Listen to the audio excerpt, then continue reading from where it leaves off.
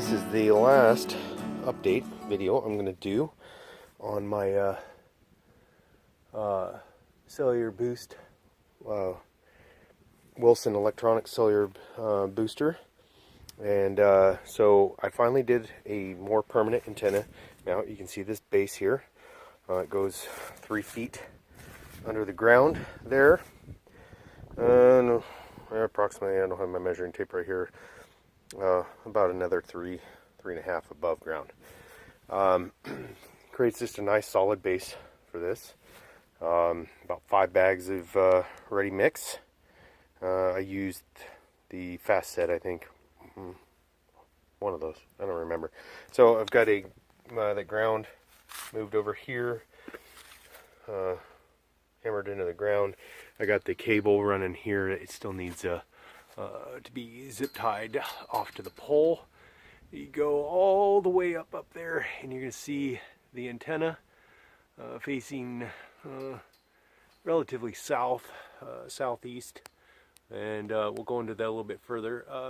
And then you can see right here, about there, at these spark arrestor or the lightning arrestor in line there in the coax cable.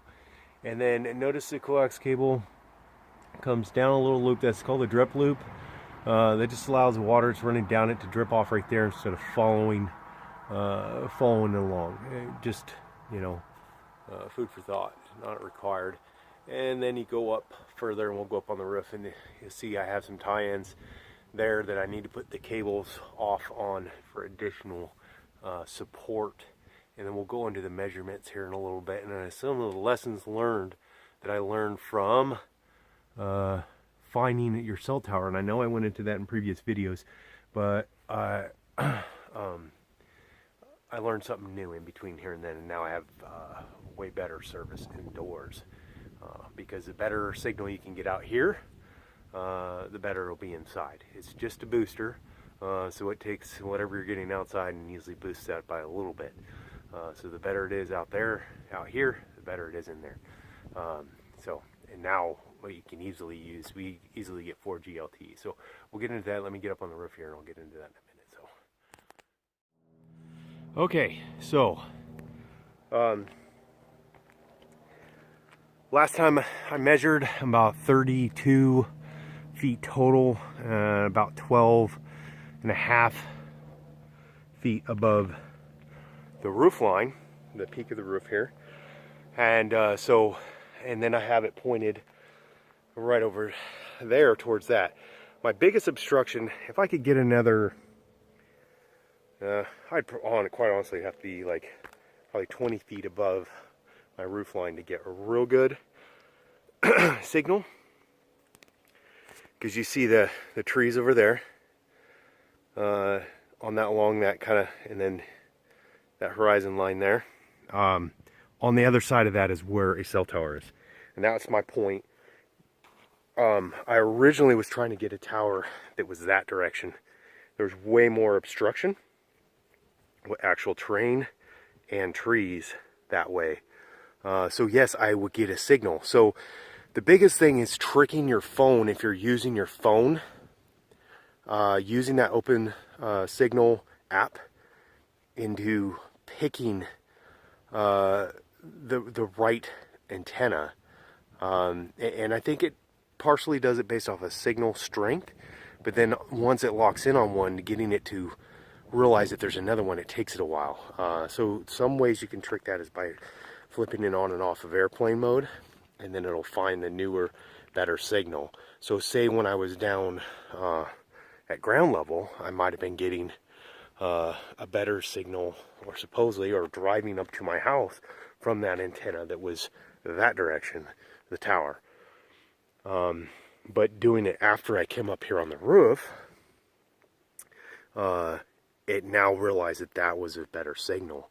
And so I made the adjustments to the tower based off of the location of that, and, you know, a rough estimate on actual azimuth direction from this tower, from this position I'm standing at, to that tower, because it gives you a direction.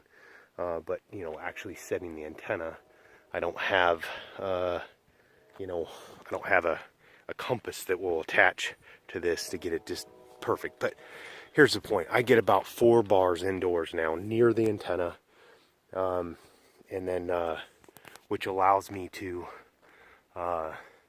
easily stream videos and stuff like that on 4G LTE. So, and then in other parts of the house, it drops down to 3 to 2 from like the farthest point, but it's still 4G.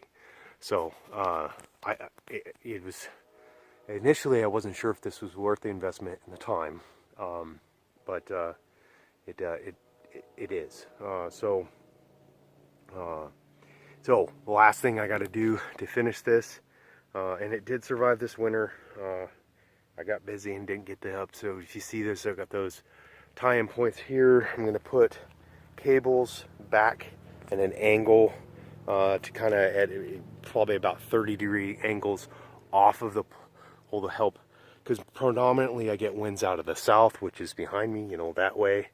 That'll be pushing on this pole. We had some heavy winds and no problems really, because there's not a lot of resistance, not a lot of mass here for the wind to catch it. It moves around a little bit in the wind, but it's quite honestly, it's not that big of a deal. But I'm going to add those in there just as additional safety measure. But and then, hey, if you notice here, this is just maybe a future video. I added in this little pulley. There's going to be another post over there for a long line antenna for my shortwave radio. So that's just a little side project. So that's about it. Like I said, I'll tell you, if you have the ability to put one of these in, and you're in a rural area, and this was probably the cheapest option I could do. Buying this, I looked at trying to buy all kinds of other radio or antenna towers and stuff like that, and they get really expensive really quick. So using these top posts, which are I think 1.25 inches, you can look, they're the top rails for like chain link fence. They're I could throw on the prices. You can find Home Depot, Lowe's, anywhere, you know, your Ace Hardware. Using those because they have they're jointed so that they have the puts in there. I put the additional self-tapping screw in there just as an additional measure, and you know, tied it in right here at the side of the building. And of course, it's anchored well into the ground. You saw that already. I've had no problems, and versus like some of the other options I was looking at, was, you know, $100 or over $200 to $300 for something to get me this high off the ground. To get, because of where I'm located at, to get enough of a height to get a better signal from the radio, from the cell tower. So, you know, that's pretty much it. I mean, you know, and even through the winter, when you get worse, it just seems like, I don't know if you guys have ever noticed that, but your cell signals, you know, probably because of the, you know, whatever weather conditions, clouds, rain, snow, whatever it may be, kind of affect that too. And